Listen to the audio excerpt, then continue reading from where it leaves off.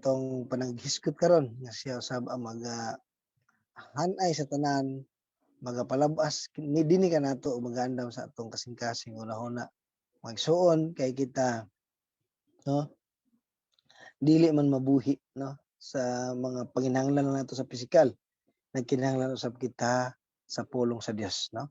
So, magampo na kita mga igsoon. Labing gamahanan nga Dios among amahan, dalaygon ka sa among mga kinabuhi. Salamat o Dios sa imong paghatag kalampusan sa among mga pag-ampo.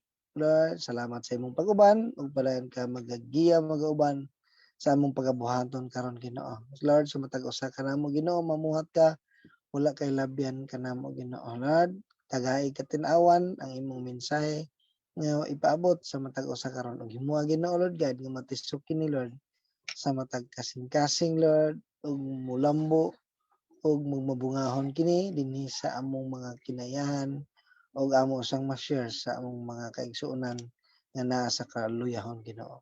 Salamat sa imong pagkamaayo sa kinatibuk-an ikaw mong saligan ug uban ang pagpasalamat sa ngalan ni Ginoong Hesus. Amen o amen mga igsoon. Okay, ang atong paghisgutan anaa sa Galacia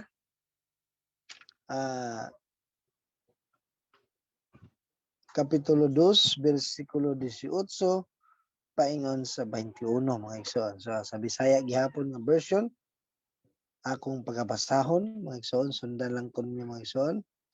Giingon nganhi, kung tukuron ko pag-usab ang akong giguba, magpaila kini nga naglapas ako sa balaod. Kay kung ipasikad nato sa balaod, ako patay na. Gipatay pinaagi sa balaod aron nga magkinabuhi ako alang sa Dios. Gilansang ako uban kang Kristo dito sa krus, busa dili na ako ang nabuhi, kundi si Kristo na nga niya kanako.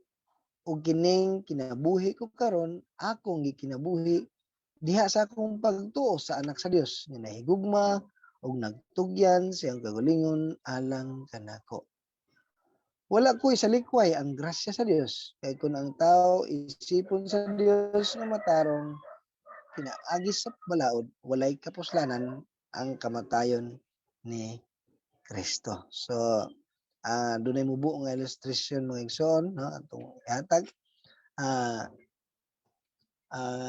Sa balaod, no, gukdon pa ba, no, ang tao nga nakahimog krimen bisag patay na.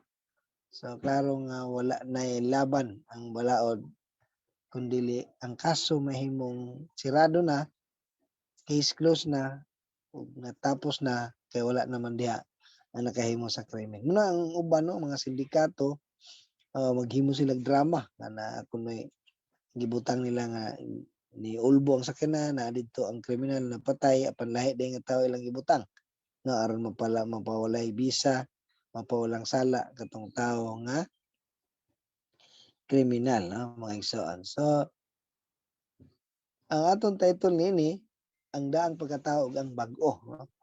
Ang daang pagkatawo nga angayan gub-on ug dili na angayan pabarukon pagbalik no. Kung daan nato nga pagkatawo, daan nato nga pamaagi, pagtuo, labi na mahitungod sa kaluwasan, no. Diha ra gyud sa atong nara sa atong kagalingon ang kaluwasan. So ang giguba nga mo'y ginasunod ni Pablo sa una nga balaodnon nga walay kaluoy nga gi-implement niya kay abi niya naa sa insakto apan wala daytoy pagbati no, walay human rights to nga klase nga balaodnon no. Abi niya obedient siya, abi niya naa sa insakto apan sa previous nga verse sa verse 17 sayang pagpaningkamot isipon di ay nga makasala gihapon or nakalapas sa balaod no. So kung tawhanon nga prinsipyo no, bagsak yan. Muna, bago lang may nag-istorya sa akong amahan, no? Nga grabe na akong share sa iya, mahitungod sa ang kaluwasan, pinaagi rin sa pagtuo kang Kristo Jesus, no? Kay sama nga, maingon si Ginoong Jesus nga, kaayahay ba kay ninyo nga ako ang nagsakripisyo niya moangkon day mo nga kulang ra nga akong gibuhat tabangan ko ninyo no murabag kung si Jesus ang Savior of the world, karibal na kaniya kay ika Savior pod sa imong kaugalingon. So muna ingin si Papa nga lain-lain man tag prinsipyo. Lahi akong prinsipyo sa kaluwasan nga naara gyud sa itong kaugalingon. Ana siya, ako pong ingon lagi pod pa kinaama kay prinsipyo. Pero mas maayos tong prinsipyo nga naa sa Biblia. So nindot man short no ang among conversation apan makaingon ko nga di gina ko kaya ni siya usabon. Di gina ko kaya nga dalaw ni siya sa Ginoo apan ang Ginoo na gyud ang gamahanan nga Dios ang kaya mo pausab sa iya. Kaya ako mismo dili mo na ako kaya nga sa akong naabot karon nakaangkon ko pagtuo, nagrasyahan ko dili man ako ni sa akong buhat kundi buhat sa Dios. Diha sa pagtuo sa gospel, diha mo dwell ang balang espiritu mo puyo uban ang mga gasa kanang ang mga gasa walay bisan usa nga nahisupak sa balaod, no? O ang atong una nga punto patay na uban kang Kristo. So kun sa verse 17, kung gipasikat nato sa balaod, ingon ni Pablo, ako patay na. Gipatay pinaagi sa balaod aron nga magkinabuhi ako alang sa Dios. Sa balaod patay na, no? Kay ang balaod tanan man nakasala, no? O sa balaod angay silutan ang tanan sa kamatayon kay mao may kabayaran, no? Sa sala ang kamatayon apan ang Ginoong Hesus ang namatay ug nahimong kabayaran alang sa tanan, no? Og ang nahitabo ang patay dili nagukdon sa balaod kinahatagan na maghustisya, no? Pinaagi sa kamatayan, no? Wala ni effect or power ang good works, no? Ang obedience sa law kay patay na diha uban ni Kristo, no? Kay no ang tao bisag unsa good works obedient apan makasala man gihapon. So sa gibuhat ni Ginoong Hesus gidala ta niya giuban ta niya ngadto sa kamatayon, no? Aron ang mabanhaw kanato siya na atong makinabuhi. So namatay aron magkinabuhi alang sa Dios, dili na ulipon sa balaod kundi sa Dios na. Sa Dios na ta adunay accountability o tulubagon, no? Sa Galacia 3:23 to 25, sa wala pa moabot ang pagtuo na bilanggo kita diha sa balaod hangtod nga igapadayag kining maong pagtuo. Busa ang balaod mo nagdumala kanato hangtod sa pag-abot ni Kristo. Aron isipon kitang matarong sa Dios pinaagi sa pagtuo. Apan karon nga niya na ang pagtuo ang balaod dili na maoy magdumala kanato. So wala na to magsalig sa balaod o paghalad, no? Good works aron dawaton o kahimut-an sa Dios. Ang Roma City 4 nag-ingon kamo usab mga igsoon patay na sa balaod kay bahin man kamo sa lawas ni Kristo. Karon iya na kamo ni Kristo nga gibanhaw aron magkinabuhi kita nga mapuslanon alang sa Dios. So patay na uban kang Kristo, no? Dili na patay na uban kang Kristo, no? Ang atong mga kasalanan, ang atong pagkaulipon sa balaod wala na gahom, patay na. Na kung pabarokon ko pagbalik na wala na kapuslanan, no? Kinaan naman si Apostol Pablo sa iyang pagtuo kang Kristo Jesus. Mahimo siyang no? Mahimo siyang patay tawhanon apan kahimut-an espiritually. Patay sa tawhanon apan kahimut-an espiritually. Apan kung buhi ka tawhanon pero patay ka spiritually dili ka kahimut-an. So muna no ang ang daan nga pagkatao, no? Buhi tawhanon, no? Buhi tawhanon apan spiritually dead, no? Kay patay ang tanan tungod sa sala, no? Og bisan unsa pang buhaton wala gyay bisan gamay na lang kahimut-an ang Dios nga makahit sa target nga standard sa Ginoo aron kahimut-an aron malipay ang Ginoo. Apan sa diha nga niabot ang bag-ong pagkatao patay sa tawhanon apan kahimut-an espiritually kay buhi man espiritually. So muna ang atong kaduha nga punto na buhi uban kang Kristo aron magabuhat sa makapahimuot sa Dios. Ang Galacia 2:20 no gilansang ako uban kang Kristo dito sa cross busa dili na ako ang nabuhi kun dili si Kristo na nga niya kanako. Ug kining kinabuhi ko karon akong gikinabuhi diha sa akong pagtuo sa anak sa Dios nga nahigugma ug nagtugyan siyang kagalingon alang kanako. So daghan man nakabalo or naka-memorize ani kung unsa ba kini kabuhi sa matag usa, no? Nalansang tawhanon, no? Nalansang tawhanon. Nahiusa sa kamatayon ni Ginoong Hesus, no? Ang atong sala gidala ngadto sa cross. Patay na tawhanon. No? Kun diha sa mga tentasyon, klaro na nga magmadaugon, no? Ana ang tao nga nagtuo, nagdawat ni Ginoong Hesus, patay na. Patay na diha sa tawhanon, no? Pag-abot sa mga tentasyon, patay na. Pag-abot sa mga pagsulay tentasyon, hinumduman nato nga patay naman ko ani. Anong magpadayon pa man ko ani? Dili na ni mao dapat. Dili na ni mao dapat ang akong ikinabuhi. Munang dili na to kaya apan sa atong pagtuo, iba ganiha. Ikinabuhi diha sa akong pagtuo, diha sa atong pag-ampo. Pag-ampo gyud kanunay mga igsoon nga malagpasan nato og ang balang espiritu mao'y magagahom kanato, no? Aron ipalabas kanato nga kita nalansang namatay diha sa atong mga tahanon uban kang Kristo Jesus. We are more than conqueror, no? Labaw ta nga madaugon kay gidaog naman ni Ginoong Hesus tanan, no?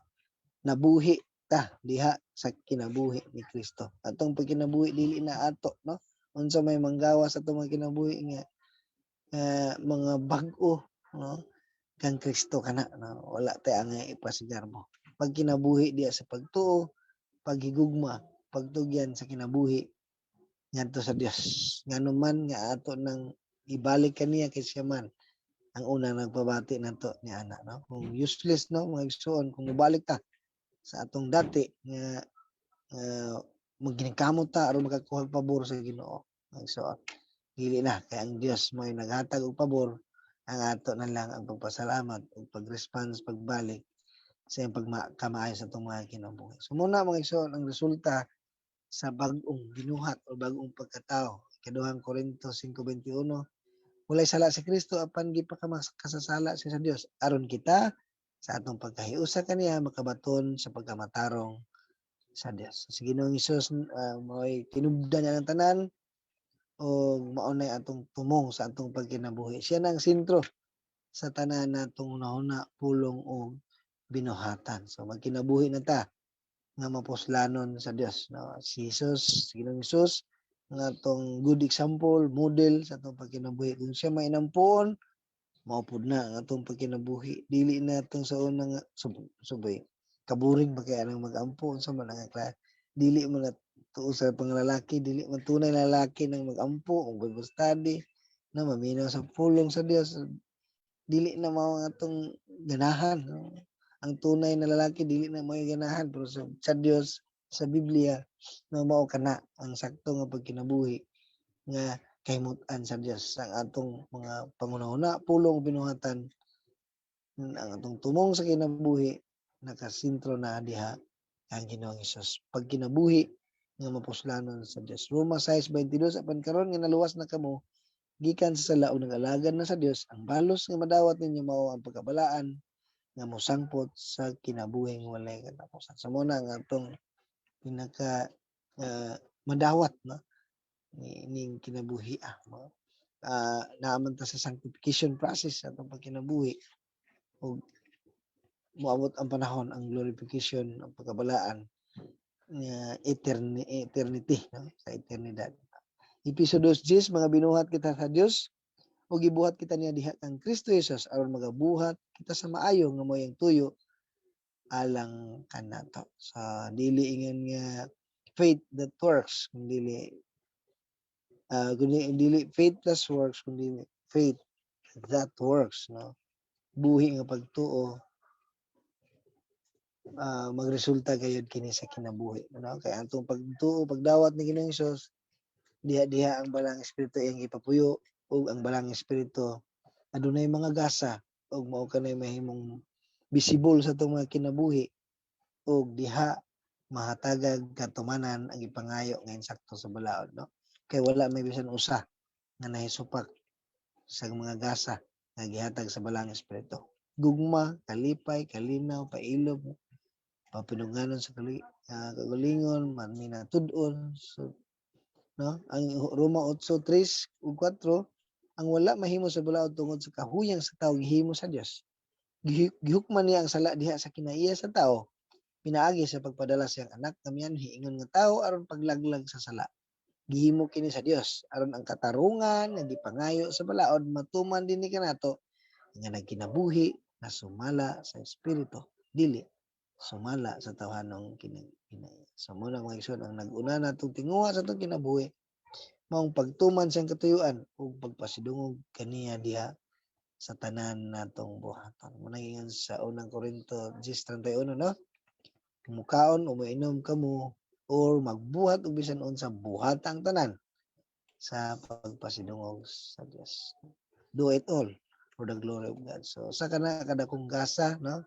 Sa matag usa kanato o sa dakong kagayonan nga kita nadugtong, no? Nung nakaambit sa kamatayon pagkabanaw ni Kristo Jesus, no? Ang pagtuo nato dili lang na sa tinuohan, totoo, no? Kundi nga lakip nini ang masaligong pagtugyan sa atong kaugalingon ubos sa paghari sa Dios nga nahigugma ug nagtugyan sa iyang kaugalingon alang kanato mga igsoon. O sa atong ikatulo nga punto, grasya sa Dios ang tanan mga igsoon. Sa verse 21, wala ko'y salikoy ang grasya sa Dios kay kun ang tao isipon sa Dios nga matarong pinaagi sa balaod, walay kapuslanan ang kamatayon ni Kristo. Once nga salikoy ang grasya, mahimo na sukwahi na og naghatag lamang og mensahe nga ang gibuhat ni Jesus sa cross wala na siya pulos, no? Ngadto sa mga tao ra pud na nga nag-reject or nagdugang sa mensahe sa kaluwasan, no? Kinahanglan nga ang kaluwasan grasya ra gyud sa Dios, na kanila nga wala magtuo niya na, kanila nga nagsukway niya na ang gibuhat ni Jesus walay pulos, pero kanato dako ug mapuslanon kaayo alang sa atong kaluwasan ug alang sa atong kabubuhan. Hallelujah mga igsoon. Salamat sa Dios, no? Ang grasya, ang pasabot niya na nadawat nato bisan dili ta ngayan, no? Hustisya nga ang hustisya, ang hustisya, ang ihatag sa hustisya madawat unsay angay kanimo. Mo lang hustisya, di ba? Ang grasya nakadawat ka bisan dili ka angay. Ang kaluoy sa Dios gilingkawas kita sa silot nga angay kanato nga ipahamtang sa hustisya sa balaod, no?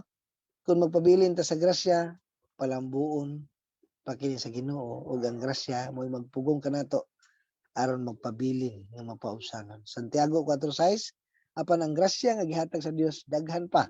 Sumala sa giingon sa kasulatan, kaaway sa Dios ang mga mapahitas-on, apan maghatag siya grasya sa mga mapaubsanon. Ang grasya maghimo kanato nga mapaubsanon. Sa atong challenge mga igsoon sa verse pud na ko gikuha sa Hebreo 12, no? Puno gini kaayo ta kanang unod-unod gini atong mensahe karon, no? Hebreo 12:15, pag matngon kamo nga walay usa kaninyo nga mobiya sa grasya sa Dios, ug matngon ni nga walay usa kaninyo nga mahisama sa mapait nga tanom nga motubo ug makahasol sa uban, pinaagi sa hilo niini. So dili ginato itugot mga igsoon, no? Nga mudangop kita sa lain nga mga pagtulon-an kun dili diha lang gyud ta sa grasya sa Dios. Dili nato tugot nga makaangin sa uban, nga makadaot sa uban, kundi makahatag hinuon o kadasig o kaayuhan sa uban. Roma 12:2, dili ta magpahiuyon sa pamatasan. Ining panahon na ipabago hinuon sa Dios ang atong mga kaugalingon Dios pagbag-o sa pangunahuna aron masayran nato ang kabubuton sa Dios unsay hingpit makapahimuot kaniya. So, mahimo kining real kanato ang tanan atong pagkinabuhi kung kanunay nato itugyan ang atong kagalingon ubos sa paghari sa Dios nga nahigugma o nagtugyan sa kagalingon alang kanato sa unsang pamaagi nato ni buhaton nato ning tanan diha sa pag-ampo. Amen mga igsoon. Ug sa atong panapos conclusion, ang daan natong pagkatao, no? na bag-o na, no? Namatay uban kang Kristo dito sa krus ug nabuhi uban kang Kristo ug kanang tanan dili tungod sa unsay maayo nato kundi grasya sa Dios ang tanan gikan sa pagsugod hangtod sa katapusan. So padayon kita magkinabuhi diha sa pagtuo, paghigugma ug pagtugyan sa kinabuhi ngadto sa Dios. Kay ang Dios mo'y unang nagpabati kanato niya. So ang atong pagtuo ug siya nihatag og pabor. Dili kay tungod sa atong binuhatan naghatag sa pabor kaya di ta nakabatong pagtuo. Kun dili tungod sa atong pagtuo diha na ang mga panalangin pabor nga gihatag sa Dios kanato. So mahimo na to ang tanan sa makanunayon nga pag-communicate, pag-ampo sa atong buhi nga Dios isip atong Dios manluwas og atong Amaha. Salamat sa pulong sa Dios mag-ampo ta. Labing kamahalan nga Dios among Amahan nga nasa langit. Dalaygon ka sa mong kinabuhi. Salamat o Dios sa buhing pulong na usab nga among nadungog, napakaon sa among espiritual aron kini Lord kami ma-feed o magbabungahon sa among pagkinabuhi isip mga magtotoo ni Kristo Ginoo. Lord, himo nga Ginoo Lord God nga ang among daan nga pagkatao dili na namo makinabuhi kundi ang kang Kristo na nga ani kanamo Ginoo. Salamat sa imong pagkamaayo ug ang mga mensahe nga among nadungog karon himo nga Ginoo Lord nga dili kini molabay nga kawang sa tukmang panahon ang imong balang espiritu ang palabas niini kanamo sa among pag-atubang sa mga panghitabo, mga sitwasyon niining kinabuhi. Dalaygon ka sa among kinabuhi kini amo nga pag-ampo mga salamat sa ngalan ni Ginoong Hesus. Amen o Amen.